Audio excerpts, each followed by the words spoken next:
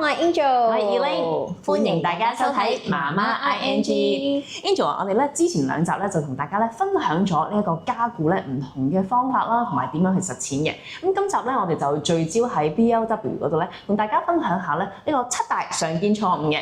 冇錯啊，咁啊，因為其實好多 BLW 嘅媽媽咧，即係要去行嘅時候咧，都會喺度諗哇，哎呀，到底應該點樣做先至好咧？又或者呢樣又擔心會唔會錯咗啊？呢樣會唔會唔好啊？咁所以今日咧都整理咗7個唔同嘅常見錯誤咧，同大家去分享嘅。咁啊，大家可以咧就留意一下啦，然之後咧避免咁等大家呢個加固嘅即係進程咧可以順利一啲嘅。冇錯，咁啊，第一個常見嘅錯誤咧就係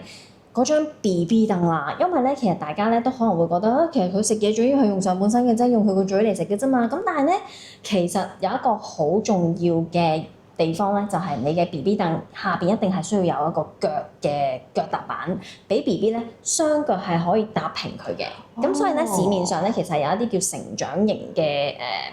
BB 凳啦，其實佢可以配合唔同嘅高度去配合佢下邊嗰個踏板係可以喐嘅。係啦，邊個牌子我哋就唔講住啦，咁大家都應該清楚㗎啦，係啦。咁嗰個嘅好處咧就係因為當 BB 仲係好細個，譬如5、6個月，佢比較細隻啲嘅時候咧，其實佢個踏板都可以提得好高，令到佢嘅腳面咧係可以平放喺嗰個腳踏板上面。有咩好處咧？其實就係可以 train 到 BB 嘅嗰個 core 嘅強度啊！食飯嘅時候都可以練 core。係啊，因為其實佢必須要有 core 嘅力量，佢先支撐到佢條腰，佢先坐得直，佢先有辦法佢嘅食道係保持垂直嘅。咁所以佢食嘢嘅時候，容易我哋講緊嗰個 choking 嘅風險咧就會大大降低㗎啦。咁呢個都好重要喎，因為其實咧我唔知道原來係有呢一樣嘢，因為喺坊間咧其實好多一啲 BB 凳，特別係我哋去餐廳坐嗰啲即係膠嘅 BB 凳咧，好多時都係冇嗰個腳踏。係啦，冇錯。咁啊，所以咧記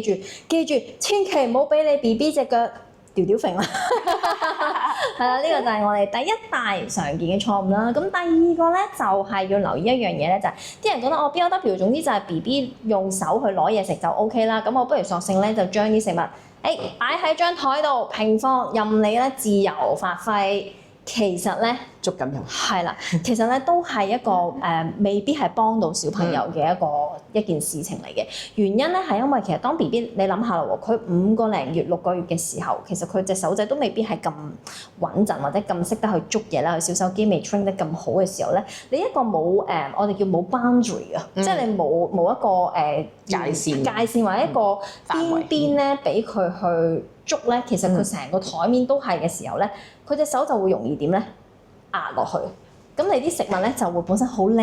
嘅呢一個紅蘿蔔條咧就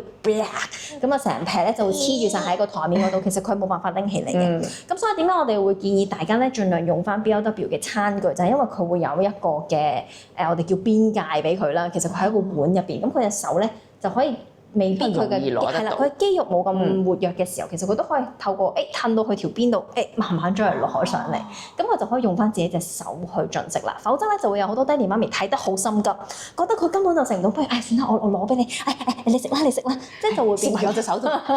就會變咗有咁樣嘅狀況出現啦。咁所以記得啦，善用我哋 BLW 嘅餐具啦，咁啊盡量唔好將食物直接擺喺個食物台上面啦。原來碗啊，即係嗰啲盤啊，都係有嗰個幫助嘅。冇錯啦，咁啊第3個咧就係記住啦，我知道有好多爸爸媽媽咧都好緊張嘅，即係佢一路去 BLW 食緊嘢嘅時候，即係 BB 會有陣時，哎呀整到個頭啊，整到塊面啊，成個頭都係麵粉咯。即係我女女都試過，即係可能食嗰啲意粉咧，就成頭都係意粉。好難忘嘅回憶嚟嘅呢啲。係啊，即係一條條咁樣。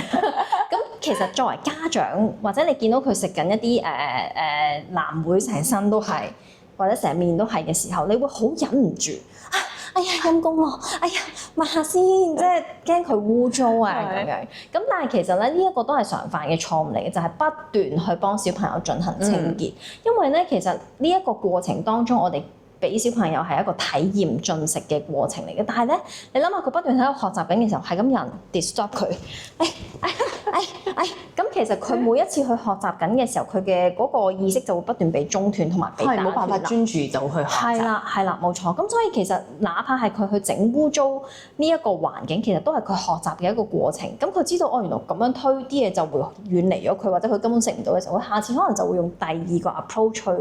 面對嗰啲食物啦。咁但係你已經好快手幫佢清潔咗，佢已經唔記得咗呢件事。咁所以記得啦，千祈唔好太過心急，即刻就要去幫佢清潔，或者即刻佢只要一整污糟任何嘢就幫佢去整理啦。咁其實係打斷咗佢哋咧去學習嘅呢一個過程嘅。我覺得 BL 執嘅爹哋媽咪個心理質素真係非常之好，係個心臟要非常之強大，要佛系啲咯，即係我 OK 啦。最後有啲咩最後先算咯，睇開啲咁樣。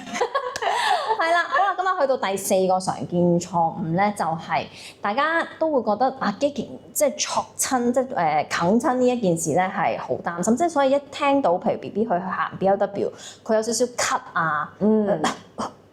嘅聲嘅時候咧，就已經好緊張啦。咁啊，可能有啲家長咧會直情覺得咪要伸隻手入去幫佢攞翻個食物出嚟啊！千祈唔好，因為記住咧，呢一個其實真係 BB 佢學習緊點樣去吞咽嘅一個過程，亦都係佢嘅食道咧學習去將食物去運送去到佢自己嘅呢一個身體入邊嘅一個過程嚟嘅。咁所以咧一定要學識去分到底佢哋係想作嘔啊，即係呢個 gigging 啊，定係呢一個 choking 係要識得去分辨，到底佢真係啃親啊。咁所以咧呢一個嘅部分最明顯係乜嘢咧？你要睇下你嘅 BB 佢塊面嘅面色啦，因為假如佢係啃親 choking 嘅話咧，佢應該塊面係會紅晒，發唔到聲，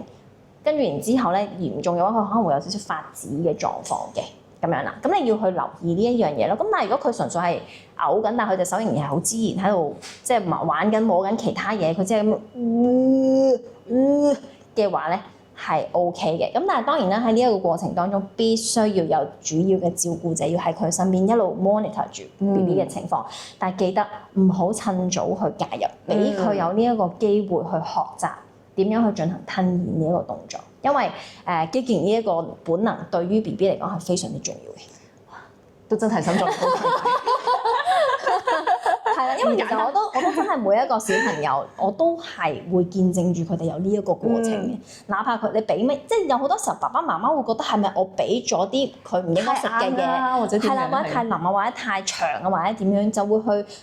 責怪咗自己。但係其實唔係，呢個係一個好自然嘅過程，必須要學習到呢一件事，佢將來嘅進食先至會更加順暢咯。咁所以大家可以即係正常嘅，加油！冇錯啦，冇錯。咁啊，跟住啦，去到第5個嘅呢一個嘅狀況咧，就係千祈唔好將你自己嘅小朋友同其他 BB 去做比較，就話哎呀隔離嗰個小明啊，佢已經食緊呢一個嘅西蘭花啦，哇點解你仲係唔食嘢嘅？你又唔擺落嘴嘅嘢喺度玩啊，掉晒落街啊？點解？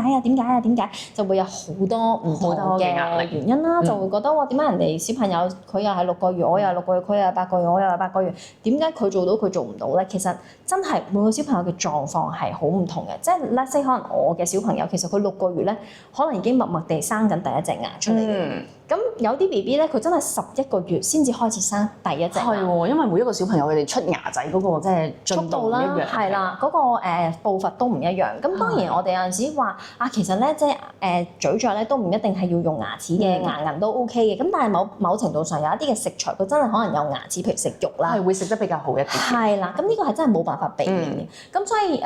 放輕少少嗰個心態就係專注翻小朋友佢當下有冇享受緊進食嘅呢一個嘅狀況啦，同埋嗰個時間先係最緊要。係，同埋我成日提自己咧，即係當我緊張嘅時候，就係其實過多1-2年咧，其實全部小朋友都會喺同一個位置，佢哋總會識食。冇錯，即係去到我哋而家睇下2歲啊，冇人會問翻你細個嘅時候你係行 BL 得定係 T 得㗎？你嗰陣你點樣食飯㗎？係啊，你幾多個月嘅時候識得食西蘭花？係啦，冇錯，因為其實我都好明白，因為每一個父母當 BB 細個嘅時候，佢每一個嘅milestone都好重要，即係會變得好值得去紀念。咁所以變相會緊張係好正常嘅。咁但係我覺得最緊要都係放翻輕嗰個心態，就係 BB 佢會自己去幫助自己好好地去成長嘅。係啦，就好似佢喺你個肚度慢慢變大，跟住出咗嚟咁樣啦。總會合適嘅，放輕鬆。係啦，冇錯。咁啊，第6樣嘢咧就係想同大家講下，就係我哋成日講 BLW 同埋 TW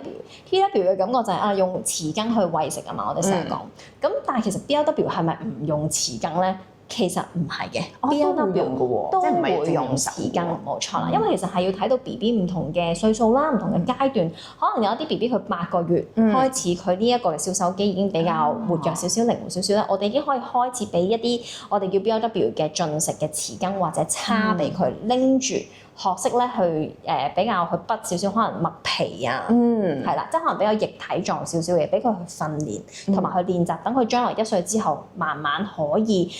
轉化成為去用餐具食嘢嘅。咁所以 BLW 其實都係用匙羹嘅，只不過個分別就係在於到底係大人餵落去定係佢自己攞住？冇錯啦，咁所以呢一個嘅 concept 都可以同大家釐清一下嘅。好啦，咁跟住咧就嚟到第7個嘅常見錯誤，亦都係好多爸爸媽媽咧都會好擔心嘅，因為咧，譬如當BB 行 BLW 嘅時候咧，好多爹哋媽咪就會覺得，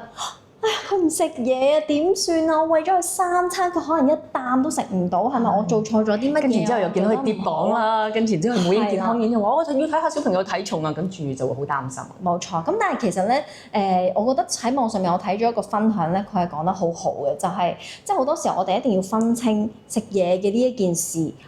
，BLW 進食嘅呢一件事，其實爸爸媽媽同埋小朋友 BB 自己都有各自嘅角色要去擔任嘅，所以一定要釐清自己嘅嗰個崗位係乜嘢。如果唔關你事咧，我哋就放輕佢啦。咁所以爸爸媽媽嘅角色咧，其實就係要諗下，佢食乜嘢啦，佢幾時食啦，同埋咧就係要喺邊度食嘅。咁啊，呢個3個重點就係譬如我已經安排好佢今日咧就係食紅蘿蔔嘅，跟住咧佢幾時食咧就係可能朝頭早飲完個餐奶之後佢就會食㗎啦。咁呢一啲就係我哋爸爸媽媽可以去負責嘅位。咁但係 BB 係咩咧 ？BB 就係佢會去決定佢食幾多，同埋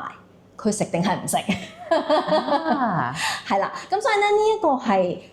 要分清楚就係邊一個係爹哋媽咪嘅工作咧，邊一啲係 BB 嘅工作咧？咁呢個咧，我哋自己嗰個心態，我哋